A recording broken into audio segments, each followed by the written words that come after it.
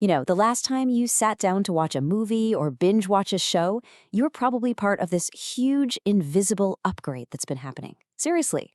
Without you lifting a finger, the tech that sends video to your screen got a massive boost. And it all boils down to one little number.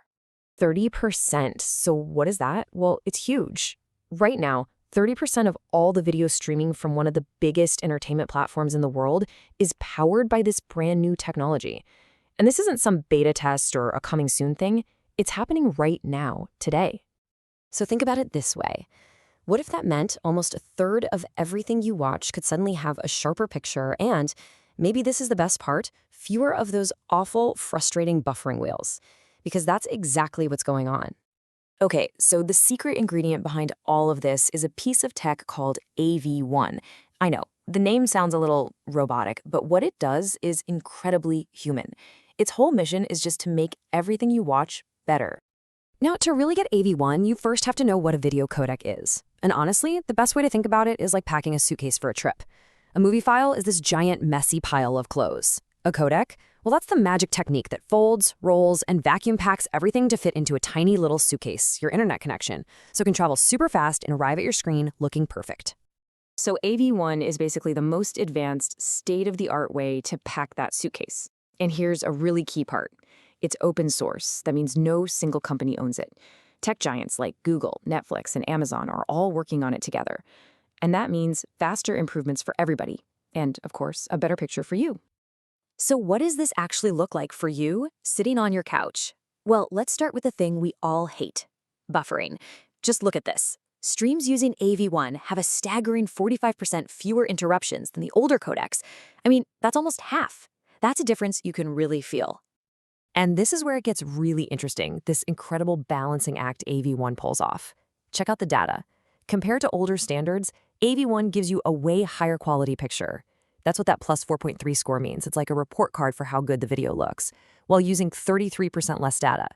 So you get a sharper, clearer image that takes up less of your internet bandwidth. It is the definition of a win-win. But AV1 isn't just about making things more efficient or fixing buffering. It's also about unlocking brand new creative tools to deliver a truly cinematic experience right in your own living room. A huge piece of that is its support for high dynamic range, or HDR10+. Now, this isn't just regular HDR. It uses what's called dynamic metadata, which basically means it's sending little instructions to your TV telling it how to adjust the brightness and color for every single scene. The result? You see all the amazing detail in the super bright parts and the super dark parts of the shot, exactly how the director wanted you to see it. And this is already out there, covering about 85% of the HDR library. Okay, let's talk about something that filmmakers absolutely love, film grain. You know, that subtle texture that makes a movie feel, well, like a movie. But for streaming, it's a total nightmare. That grain is random, it's complex, and it takes a ton of data to get it right. And that usually leads to a blocky picture or, you guessed it, more buffering. This is where AV1 gets just incredibly clever. It has a feature called film grain synthesis, or FGS. Now get this. Instead of trying to send all that messy grain data, it actually removes the grain from the video before sending it.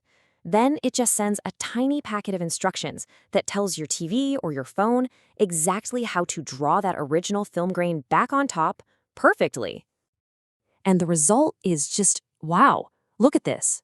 A regular stream trying to show film grain might need over 8,000 kilobits per second, but with FGS, it delivers a result that looks even better using only 2,800. That is a 66% drop in the amount of data needed. You get that authentic, cinematic look without the massive data cost. It's just an amazing piece of engineering. And the impact of this tech goes way beyond just making your movies look better. In fact, its crazy efficiency is about to completely change everything from live sports to the future of video games. For live sports, AV1 is a total game changer. Because it's so efficient, platforms can stream a high-quality game to millions and millions of people all at once without their servers just melting down. It also opens the door for cool new features, like maybe letting you customize the stats or graphics you see on the screen during the game. And then there's cloud gaming, where every single millisecond counts. AV1 is absolutely essential here. Its ability to squeeze video frames into tiny little packages means they travel across the internet way faster. That cuts down on lag and gives you that super responsive play anywhere feeling that cloud gaming has always promised. So this isn't a small step. This rapid adoption is really a fundamental shift in how digital video even works. Honestly, the rise of AV1 has been nothing short of incredible. I mean, just look at the timeline here. The spec was released in 2018. By 2020, it's on phones. 2021, it's on smart TVs. In 2023, even Apple gets fully on board with hardware support. And now it's already running almost a third of the streams on a massive platform. That pace of adoption for such a core technology is just unprecedented. And this quote really just says it all. This is not some experiment or a feature for tech nerds. AV1 is the workhorse. It is the backbone of streaming today, making things better for hundreds of millions of people every single day. So this quiet revolution has already transformed our movie nights. It's making sports more accessible, gaming more seamless. And with the next version, AV2, already being worked on, it just leaves you with this really fascinating question. What's the next part of our digital lives that's about to get a major, invisible upgrade?